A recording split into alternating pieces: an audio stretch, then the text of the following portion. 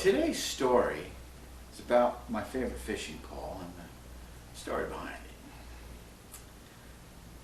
I was in the sporting goods store one day, and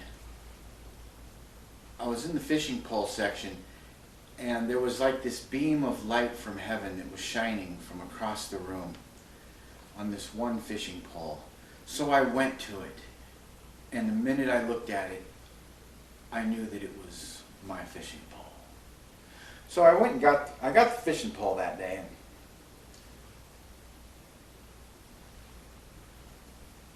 I got Trout Slayer. I've had this fishing pole for many, many moons. It's an ultralight. It's worn out. I've got the reel taped onto the handle. Well, when you buy a new fishing pole, you want to break it in. So I couldn't have been more than 28 at the time. And my folks had a little reservoir, a little lake right by their house, and I used to drive by it all the time. And one day I went up there and scoped it out, and I saw people fishing. I heard people talking, and I knew they were stocking this reservoir, it's Lake Poway. And so one Saturday I decided to head on up there, and I knew they'd stocked it. And I go to the store, and I get tackle, and I get my bait, you know the old ritual. It's almost a spiritual thing. And I rig this thing up, and I take it down to the lake, and I'm walking down with my chair and my fishing pole and my tackle box and my ice chest, and there's people everywhere, which is good because they're biting, people is attracted fishermen. And there's people out on boats. I get up into the shoreline, and I'm walking along, and there's people everywhere. I see a little spot. I get down in there, and I get set up. And I bait up, get my stuff already.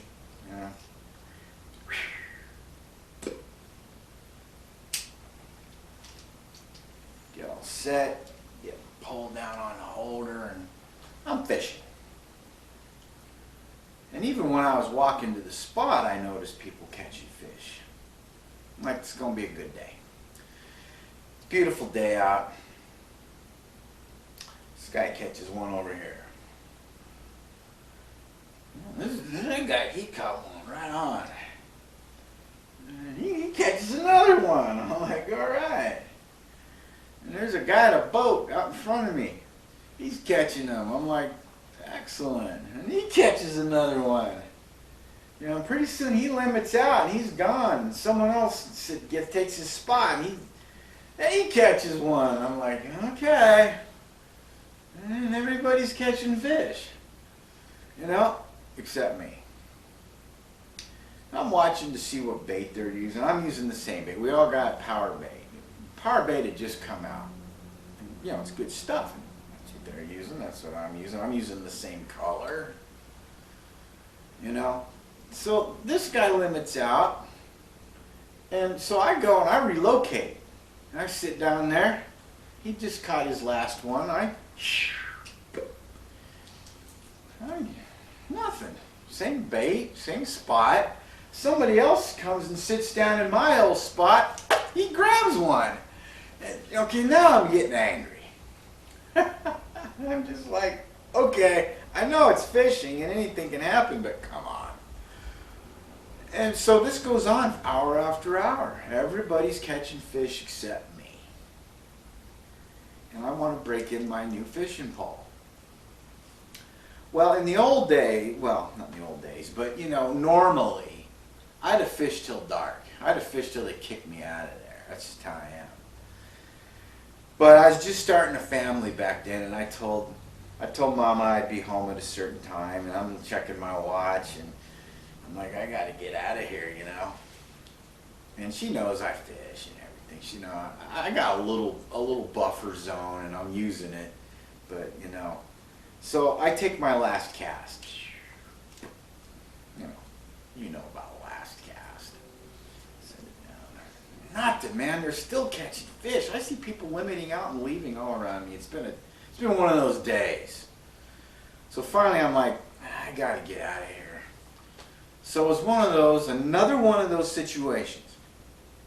I go down, I grab the pole, boom! At least I got one. Except he's peeling line. So, oh boy.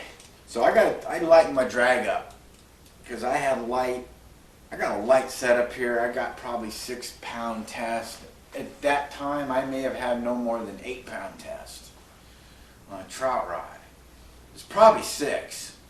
And he's running. And so I start, bringing him up a little bit, and then off he goes again.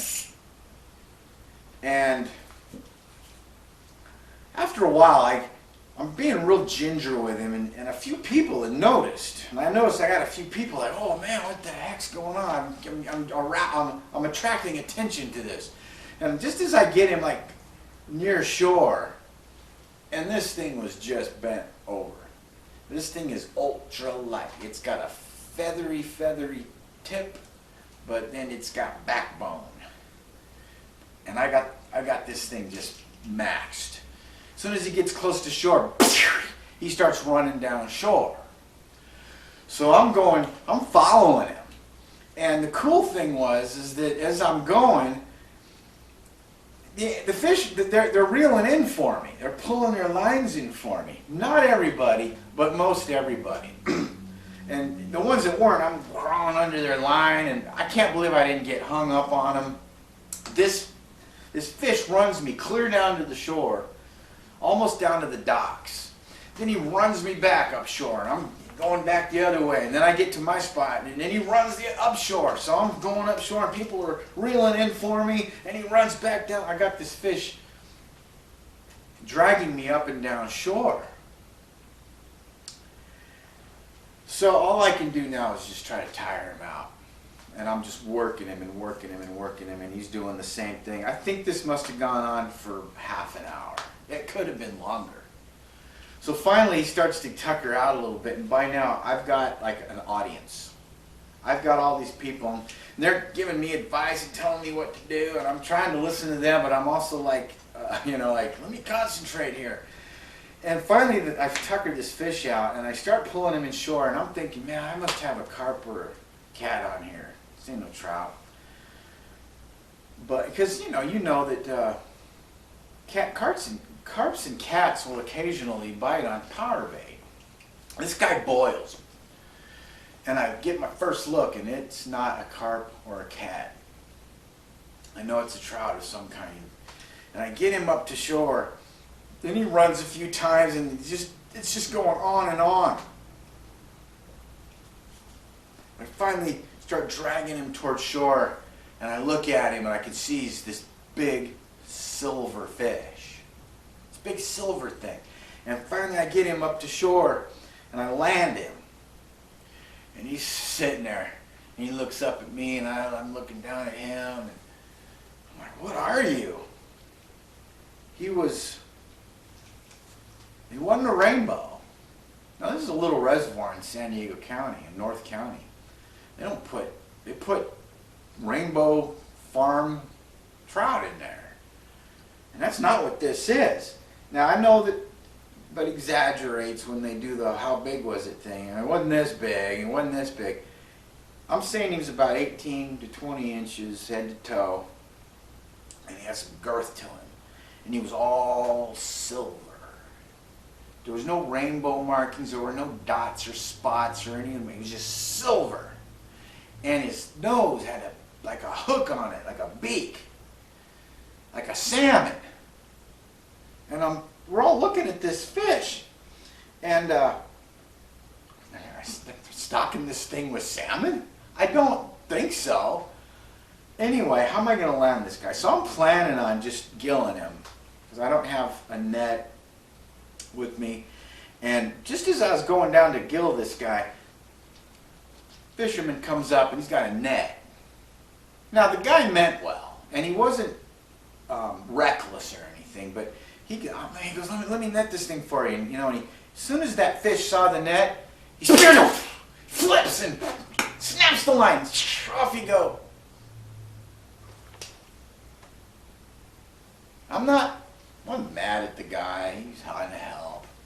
And when I went down to reach up to grab him, he probably would have done the same thing. There was another one that got away, but anglers know that if you get them on shore, it counts. I landed him, but I didn't bag him. I'd have loved to bag that one and took that one home, but I landed him and he counted, and it was a big one. It was strange. And I remember when I got done, I mean, we were all talking about it and, you know, speculating on what this fish was, because they was acting like they hadn't seen anything like it before either. And I remember this one dude said, yeah, and these rainbows, they live long enough, they're old enough, they change into that. And I'm like, maybe, I don't know, I've never heard that before. Maybe when a rainbow trout lives long enough and gets big enough, it turns into a salmon? I don't know. But that's how I broke in Trout Slayer. That was the very first fish that this guy ever caught. And although I didn't bag him, it counts. It counted. And ever since then, I probably pulled in 1,000 trout with this pole. And that's how I broke in Trout Slayer.